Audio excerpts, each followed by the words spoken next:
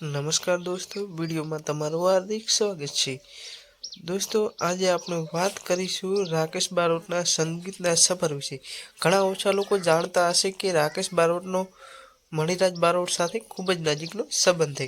તો મિત્રો, ચાલો ત્યારે અમે આપને તમામ વાતોથી રૂબરૂ કરાવીએ કે આખરે કઈ રીતે રાકેશ બારોટ ગુજરાતના લોકપ્રિય ગાયક બન્યા। રાકેશ બારોટે સંગીતની દુનિયામાં આવવા માટે અનેક સંઘર્ષ કરેલ છે અને આજે તેનું પરિણામ આપણી સામે છે। રાકેશ બારોટ જ્યારે 14 વર્ષના હતા ત્યારથી જ સંગીત પ્રત્યે રુચિ લાગી હતી।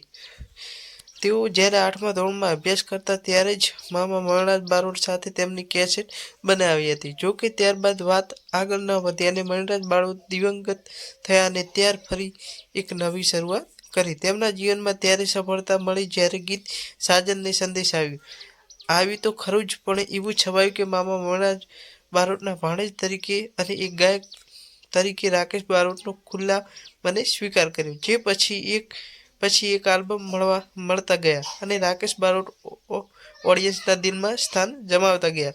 આપણે સારું આપવામાં નિષ્ફળ ન નીવડીએ, બસ એ મહત્વનું છે, એવું રાકેશ બારોટનું માનવું છે। સૌથી મહત્વની વાત એ છે કે મણિરાજ બારોટ રાકેશ બારોટના મામા છે। રાકેશ ક્યારેય મણિરાજ બારોટના નામે નહીં પણ પોતાના ગાયકીની કળાથી આગળ આવે છે। જ્યારે કેસેટનો જમાનો હતો ત્યારથી રાકેશ બારોટ કામ કરતા હતા, જે પછી વીસીડી ડીવીડીનો જમાનો આવ્યો અને ટેકનિક સાથે ગાવાની ઢબ અને લય પણ બદલ્યા અને હવે યુટ્યુબ જેવા પ્લેટફોર્મ સાથે ડિજિટલ યુગ આવી ગયો છે। આમ સંગીત ક્ષેત્રે ઘણા કપરા ચડાણો પણ છે, તો સાથે સાથે મહેનત કરી તો સફળતા પણ છે।